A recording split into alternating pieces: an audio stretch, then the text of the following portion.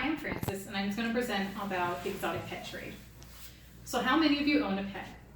In a survey of about 63% of American households, at least one of them have a pet in their house. This is the equivalent of 71.1 million homes.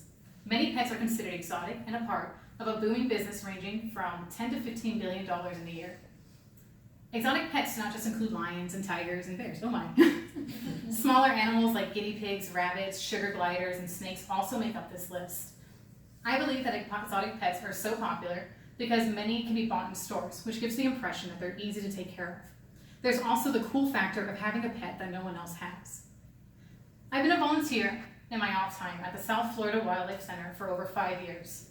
In that time, I've helped treat many exotic pets that have come into us that were either surrendered by their owners or confiscated by the police.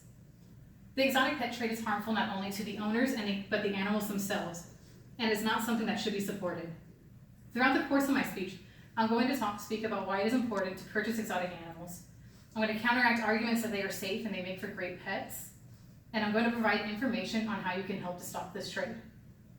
I will be discussing how purchasing an exotic pet harms not only the animal, but also the owners and the environment. The exotic pet trade is how many invasive species make it into the U.S. Often these introductions are not intentional, but rather accidental, as is the case with pythons, which have escaped from their pet owners. But occasionally it can be intentional with Gambian giant rats, which were released in Key West and have now become a huge problem down there. In the case of the pythons, their population has grown in the Everglades to actually have managed to kill off over 90% of the mammal population down there. So our natural wildlife is actually being forced into extinction because of someone's pet.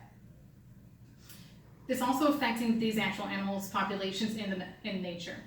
You can no longer find a Chinese tiger gecko in the wild because the demands for them as pets have driven them to extinction. Earlier I mentioned the Gambian giant rats. The woman who released these rats was trying to avoid prosecution for owning an illegal pet. The rodents were made illegal after an outbreak of monkeypox infected over 100 people across the Midwest. This outbreak was traced back to a pet store that was selling those rats, and they were infected with the disease. Tracy Angel wrote in an article about how many animal-related outbreaks are caused by the legal pet trade. There's also an animal called a slow lord, which is rising in popularity as a house pet. Fortunately, these animals are actually very venomous to their owners. So what happens is when people are out there hunting them, they yank out the teeth so that they can't bite their owners. This is often not done in an actual veterinary clinic, but in unsafe, unscrupulous ways. However, with all this information, many people still manage to support the exotic pet trade and feel that these accidents should not reflect on the business as a whole. People feel that if they take care of the animals, there is no problem. And the issue with this statement is that many people don't actually research the proper care of their pets. I'm going to mainly talk about guinea pigs in this situation. So at the Wildlife Center, where I volunteer, we get a ton of guinea pigs and rabbits as well from the Humane Society because they're not equipped to take care of these kind of animals. Many of the ones we get are either overweight, they're diabetic, they have poor socialization, and they're not in very good health. And this happens because owners don't know that guinea pigs, in order to survive, don't produce their own vitamin C, so you have to supplement their diet. They just buy pellets at the local pet store because it says complete nutrition and that's all they need.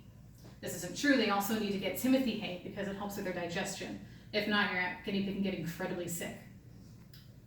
You can also, there's also an article written by Amy Arter that describes how many birds and rodents are actually considered low maintenance. It's gonna be more wrong. All pets require a lot of attention and care. And in the case of exotic animals, it's actually more than a normal cat or dog might. They're kept in a cage, so you do have to take them out and play with them. Guinea pigs need to have a partner because it's a social animal. You can't just get one. Exotic pets aren't cheap. You can't just take them to your normal vet.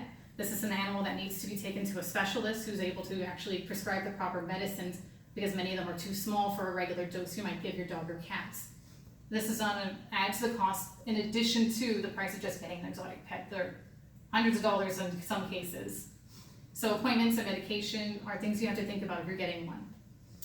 People in support of the pet trade argue that if they take care of their pets, it doesn't hurt anybody else because it's my pet, it's my home, how is it going to hurt anyone? Well, When you invite your friends over, you put that person at risk. If your pet is sick and it bites that person, it doesn't matter that it's your pet, that person's still been injured. When I mentioned earlier about the monkeypox, that was the family's prairie dog that managed to get the infection, hit their sister. Their mother also got the same disease, but she got it from the cat that had been bitten by the prairie dog. If that cat just goes off to the neighbor's house and scratches the neighbor, that's not your neighbor that's infected. These things are really hard to contain in one little area. They can spread. The pythons, they're ruining our ecosystem now. So, like I said earlier, anytime you invite people or you have one of these pets, you're putting everybody at risk. So how can you help? The easiest step is to just not purchase exotic pets. So as long as there's a market for these animals, they're going to continue to go out into the wild and hunt them down and take them in.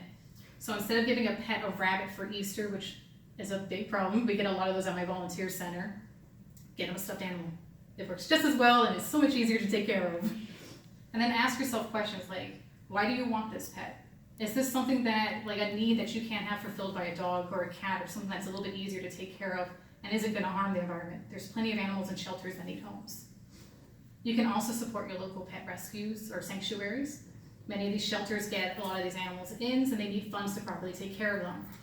They're also an excellent resource to get information on pet legislature that you can review, and they'll tell you which ones are currently in the process of being approved, so you can write to your lawmakers and put support in. A lot of them also adopt their pets.